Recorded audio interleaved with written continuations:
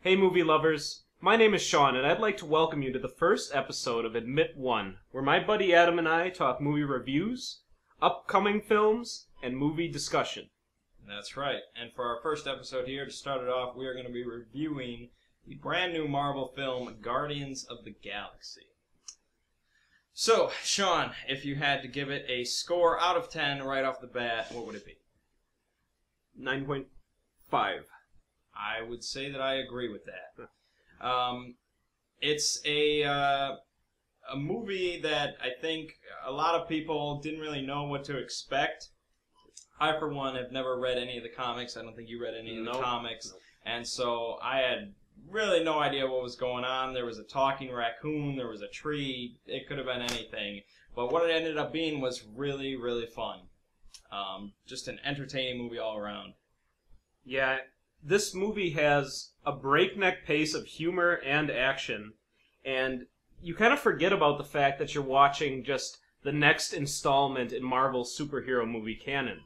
It's got the sci-fi element to it, and it has a group dynamic to it, which I think elevates it from seeing a movie like Thor, where you have Thor, the main hero. He's got like Natalie Portman and the scientists as these characters built up around him, but rather it has like a more Avengers-style dynamic of a group of all interesting characters with their own interesting background stories and strengths and weaknesses. Yeah, I think even if you're kind of weary of the superhero, Iron Man, Captain America, all that kind of stuff. It's like they're coming out once a month now, right, pretty much. I think you'll still probably enjoy Guardians of the Galaxy. The writing is excellent, the acting is excellent, directing, the soundtrack. Really, there's very little for me to complain about with this film. Just an epic sci-fi adventure. So, can you find really anything to complain about this film? I mean, neither of us gave it a perfect score. Yeah, it's tough for me to just hand out a perfect score to any movie.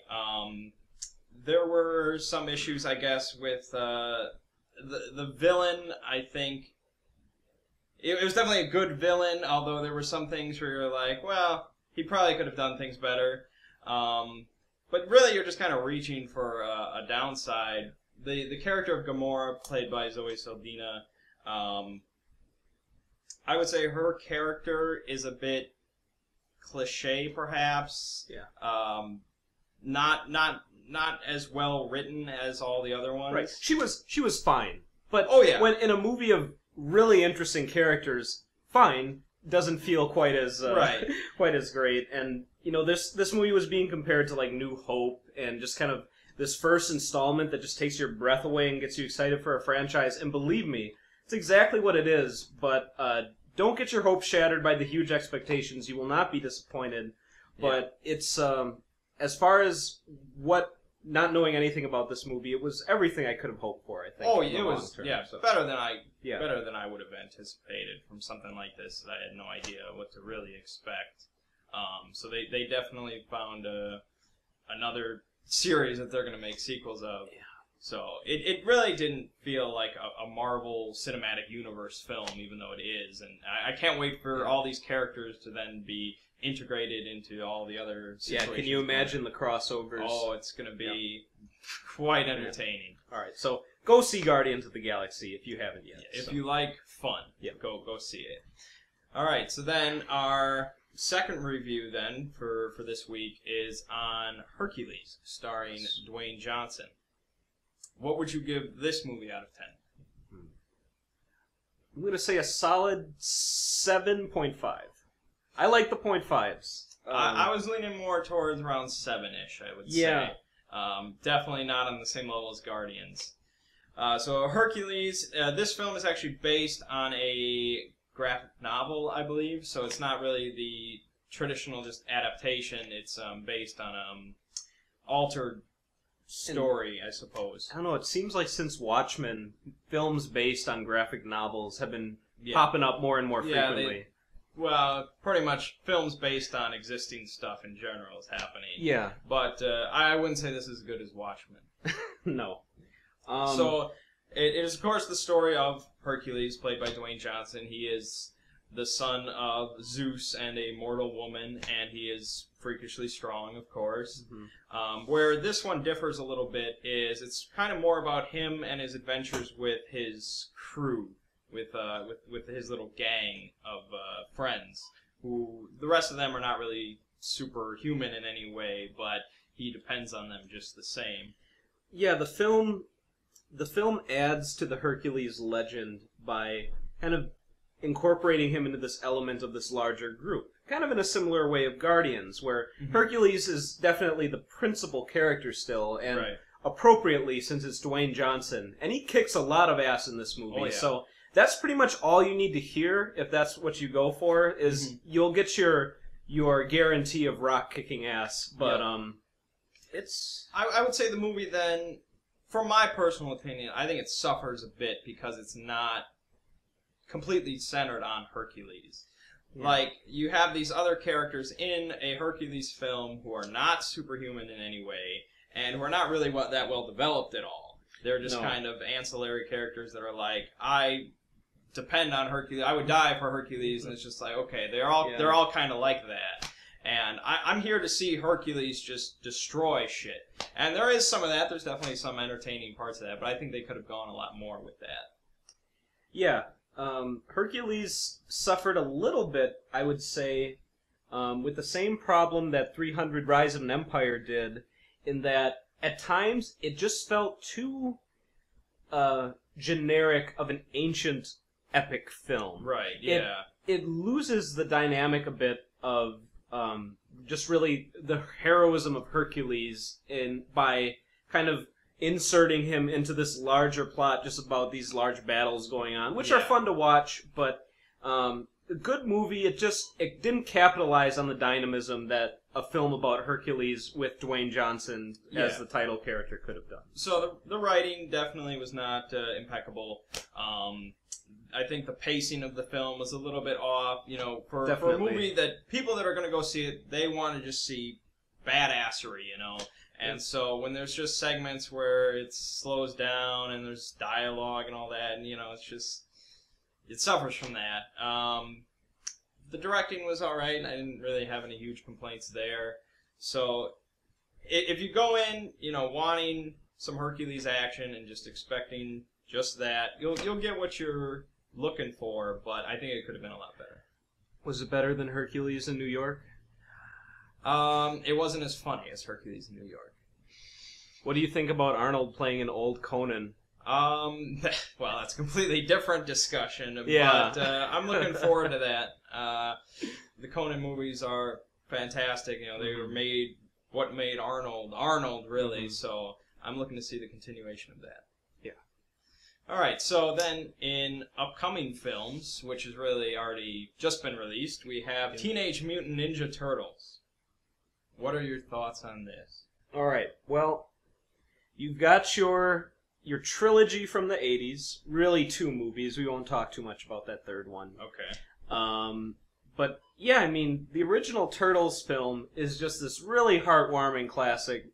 Makes you want to order a thing of pizza and just watch Turtles and kind of have fun with the Turtles characters, really. I think it's a film that stands the test of time. Like, it's lighthearted, it's humorous, it's got some fun little action in it. I think that's a really well put together film. And neither one of us are really expecting that from this new rendition that's being produced by Michael Bay, as I understand. He's not directing. Yeah, it's getting the Michael Bay treatment, though. So we're both kind of braced for this more action-oriented, perhaps more grim film. I hear that it kind of has this sort of... It tries to up the stakes a little bit and have it feel a little bit more serious. Yeah, I mean, so there's just a lot of discussion being thrown around about how this isn't really true to the Turtles and stuff like that, and, you know, they're not sticking to what the Turtles should be, and I think that's kind of rough to say. I mean, you have the original comic way back in 1980, early 80s. Then that was kind of edgy, gritty, a bit violent, and then they came out with this cartoon out of the left field, which just did a complete 180. They had the video games, which were kind of pretty similar to the cartoon, and then they came out with the live-action movie, which was a bit grittier. Yeah. There was definitely a bit darker tone to it than the cartoon. Yep. But it was still campy. Yeah. And I think it would be a mistake to try and just replicate that film. Yeah, it's not going to happen. No, it's certainly not what they're doing. So I think the decision to make it different was a good decision. Let's just hope the ways in which they've decided to update and reboot the Turtles was not a disaster. Well, I mean, they tried to, I guess, somewhat reboot it a bit in 2007, I want to say. With the CG film. The CG one, which I found entirely forgettable. Like, I didn't really care. So, I don't think either one of us are really diehard Turtles fans. I like the Turtles. You know, I'll play some of the games. I beat the arcade version. I like, so the original movies, stuff like that. But I'm ready to be impressed, but I don't think it's really going to happen. Especially being directed by Jonathan Liebman, who has a rough track record. I think the question is though, who is this film being? Who is the target demographic marketed towards? Exactly. Yeah. I'm mystified a little bit. If I had to answer your question, I'd say they tried to cash in on the nostalgia of the earlier films just enough to bring all those viewers back, but at the same time, they want to make them look almost as badass and just same kind of humor and presentation as the recent Transformers films, where it looks like a fun movie that anyone can go to. Yeah. Maybe. But I feel like, if you're talking about people our age that remember the original movies and stuff like that, they're going to watch this trailer and be pissed off. Oh yeah, that was the initial reaction. And definitely. So then I guess you have the alternate is the younger kids. But do younger kids care about Turtles? Are they interested in it? Mm-hmm. Do they know about it? Yeah. Turtles is kind of in a rough point. They had their glory day, and now they're kind of just reaching on. And I guess they're hoping that this new film reinvigorates the whole thing, but I don't know if it's going to grab the youth market. So, all in all, we're definitely going to go see it. We'll probably have a review for next week's episode. I'm going to go in with a neutral opinion. I'm not going to go in thinking it's going to be crap, but I'm ready to be surprised, I guess. Yeah, it's going to be a surprising experience, I think. None of us are quite sure what to expect apart from, turtle time and pizza. So right. There you have it. All right. So then the other big upcoming movie, which ties into a bit of our discussion here, is Expendables 3, which is the newest film from Stallone and the gang of the ragtag group that saves the world, I guess, or something like that. So the big discussion going on with that then is the piracy, the leak that happened 3 weeks before the film is planned to come out. Yeah, about that leak. I did download the film and I watched it, so I've already seen it. I'm not going to review it just yet because we are still planning to go see it in the theaters, so we'll do the review when it comes out. A future episode. But the discussion then is, does or will the leak affect the ticket sales in a meaningful way? All right. Here's my take on it. I think you're a special case, Adam, in that you will still see the film after having viewed it. Yes. Movies in general in the U.S. right now are not turning out the same numbers as they have in previous years. Except for comic book movies. Exactly. Now, the whole movie market cannot be based on this one-dimensional genre of films. Right. I have a feeling that it will hurt the box office performance, which is ironic since they lowered the rating to a PG-13 for the attempt to bring in more viewers to these movies. Because you already have a bunch of these 80s stars who they rightly analyze are appealing to this older demographic. It's already rated R, so it's like you're containing that demographic in one area, so I can see the reason to make it PG-13. Yep. And our review of that will be interesting because you've seen it already, and this will be after your second time. I'm still hoping it's got enough action to satisfy me because we were both fans of the original two. Yep. And it's complex. Yeah, I agree that I think it will affect the sales, ticket sales, because I didn't really think that the movie was going to do that overwhelmingly great in the first place. I'd say a moderate increase over the second one with Yeah. the PG-13 rating. The problem is that it's this action movie in the vein of the old school ways, and I think that's just kind of a dying breed now, where kids just aren't there. They'd rather see, they'd rather see Thor, they'd rather see Iron Man, they'd rather see stuff like that, and just roided up action heroes gunning down people just does not have the same appeal to them. It's like this old ship that needs some patching up, and they attempt to patch it up by just continually loading in more of these old stars. Yeah. And I have a feeling that the people who are going to see this film already had enough to make it go see them, and the addition of others such as Kelsey Grammer, Mel Gibson, even Harrison Ford are not game changers when you already have a cast like that. Right. So it's in a troublesome spot, I think. I mean, I love the action genre. It's one of my favorite genres of all.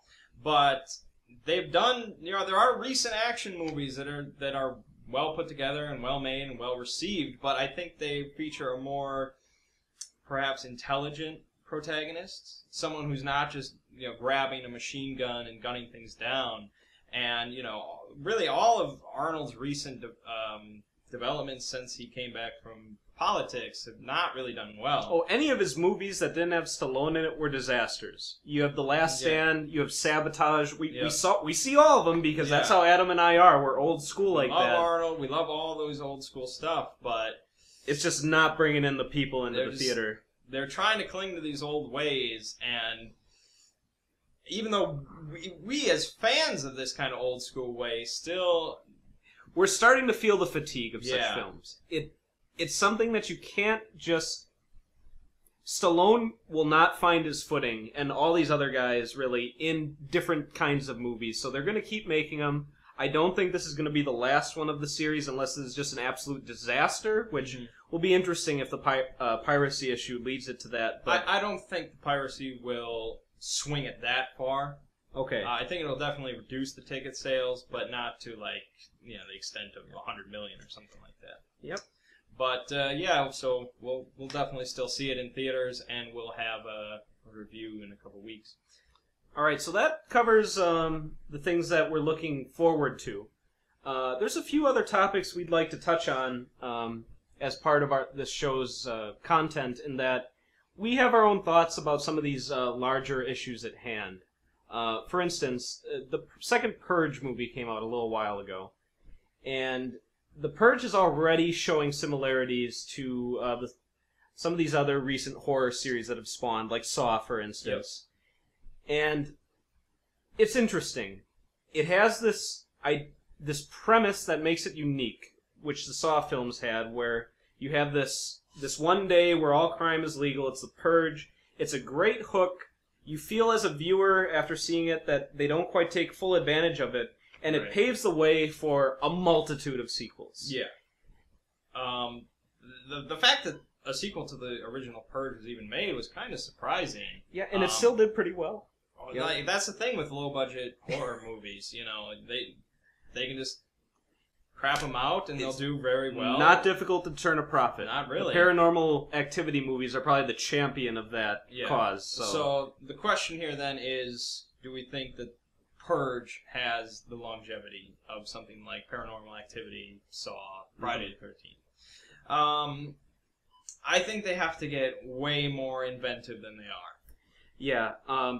The second Purge film, in many ways, built upon the first one. It upped the scale a bit more so that you have more running around, more settings. The first one, in case you didn't know, it's largely like a home invasion type film, and that's not a spoiler. You can still see it, but the second one felt very tired already in the way that it did not shake things up enough to really substantiate a sequel, in my opinion. I was really excited for the sequel because the first one was just a home invasion. It didn't really touch much on the Purge, and so for the second one, I feel like they were just blowing it out.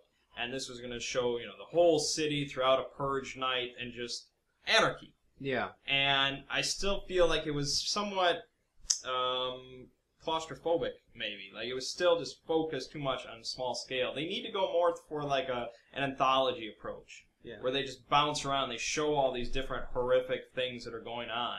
And that's part of what I feel is it's not horror enough. And I think the anthology approach has been demonstrated to be successful lately with, like, the VHS films, for instance, which, you know, you may not find much to say about the movies, but the fact that they keep switching and it appeals to kind of this short attention span where you can just have a new and exciting story just thrown at you each time, even if it's not the greatest, you're going to be on something completely different in half an hour, so... So, as it is, I don't think that The Purge has the kind of longevity of something like Saw, because, you know, when Saw 2 came out, I was like, wow, you know, that's crazy. When's the next one? This could go on for a while. For Purge right now, I'm like, well, I guess I'll go see the third one, but they need to step it up. My thoughts exactly. I don't think we're going to get to Purge 8 unless the third one, which there will be a third one. Oh, yeah. The third one turns things around or completely introduces something new. All right. So, going back to comic book movies, we've talked about Marvel. Now, on the other end of things, there's poor little DC. So, if you were not aware, both Batman vs. Superman and Captain America 3 were slated to release on the same day, May 6th, 2016. And so, the discussion going on for a while was, you know, one of them is going to back down. One of them is going to back down. Who's it going to be? And, of course, little DC had to swerve out of the way. So Batman vs. Superman has now been switched to March 26th, I believe, 2016. Yeah. So it's pushed ahead, and one could take that as showing of confidence, perhaps. I mean, you do say that they conceded the date by changing it. So they did move ground, but I honestly have to say, even if we weren't the hugest fans of either the films Dark Knight Rises and the latest Superman movie, they still have been doing successfully. So I wouldn't count because they're comic book movies, right? Ben Affleck. Yeah, it's basically Superman versus Ben Affleck, but I feel like they need to be the courageous ones, kind of. You know, they need to put their foot forward, they need to come out first, they need to come out heavy, and because it's kind of like Coke versus Pepsi. You know, Pepsi's always going to be trying to crawling to get in first place, and so DC is definitely way behind at this point, as far as movies go, not as far as comics go. And I think the way DC rallies, or if not rally, just continues on and steadily grows, is not to try to displace Marvel. Marvel has shown that they can keep introducing new series or new intellectual properties that they had in the comics, and they're successful. DC, I think, has the capability to do that, but if they try to match Marvel just in terms of output, it's not going to work. So I'm a bit wary that they move up a release date then for this thing that hasn't been announced very long, but at the same time, if they wait too long to release it, they're going to lose even more more namesakes to them. So, because they need to get the ball rolling on their cinematic universe, so they want to keep pushing these along. And so along with that, they pretty much announced that between now and 2020, there are going to be 12 DC movies released. So this is going to be stuff like Flash, Aquaman, probably another Green Lantern, you know, the Justice League stuff, team-up movies, all sorts of craziness going on. So in other words, they're going against what I thought would be a bad idea, as far as just cranking out movies in an equal rate to what Marvel's been doing. So we'll see how it works, but I will say this, that the fact that they haven't tapped into as popular a figure as the Flash yet for a major film could be a game changer, depending on if they do it right. If they do it right, that's really about it. You know, if you make a good movie, it's going to be well received. But they were able to do Green Arrow right to many people's surprise. TV and movies are a whole different deal. So between now and 2020, there are 29 comic book films planned. That's insane, I think.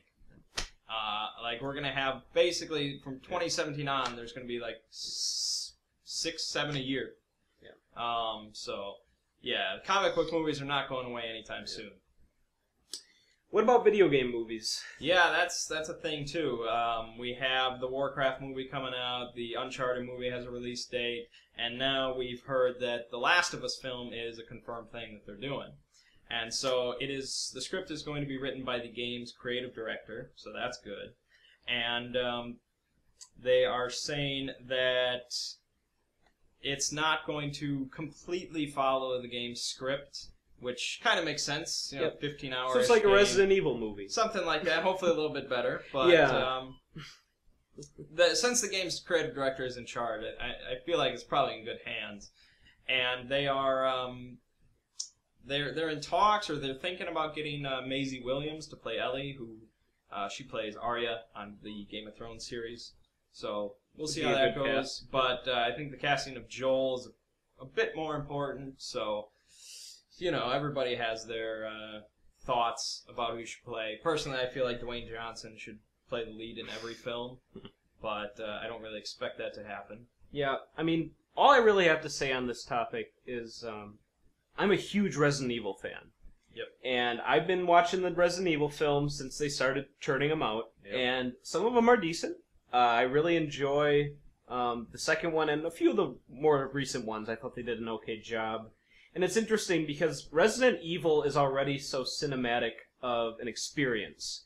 And they even do their own CG films apart from the live action. Mm-hmm. And it's interesting because The Last of Us is probably one of the most cinematic game experiences out there, apart from Metal Gear Solid, for instance. Mm-hmm. So I wonder about how a live action box office film of Last of Us could possibly maintain the same quality that the games have produced so far. Yeah, video game movies have had a rough history, I think, but video games, kind of in general, are taking things from movies and adapting them to this kind of platform.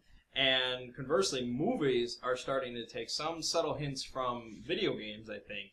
Take Edge of Tomorrow, for example. You structure that film, it feels like a video game. Yep, you bet. And so I feel like the kind of converging of the two platforms is an interesting one, and hopefully it's to the benefit of both. Did the Uncharted movie get scrapped? No, that's planned. That's still a thing. Still a thing with Mark Wahlberg. No, that's no. The Mark Wahlberg thing is not happening. He went on and did Transformers instead. Yeah, so I think went with the for sure. The popular opinion is that Chris Pratt ends up being Nathan Drake, which after seeing Guardians, I would be all for. But so hopefully we'll get some more news on the development of The Last of Us film. The game was absolutely amazing, so I'm definitely looking forward to a movie of it. All right, and anything else? No, I think that just about covers it today for Admit 1. Thanks for watching. Once again, I'm Sean. I'm Adam. And you can come back to this channel to see future episodes, because there's a lot more to talk about, and we'd be happy for you to join us.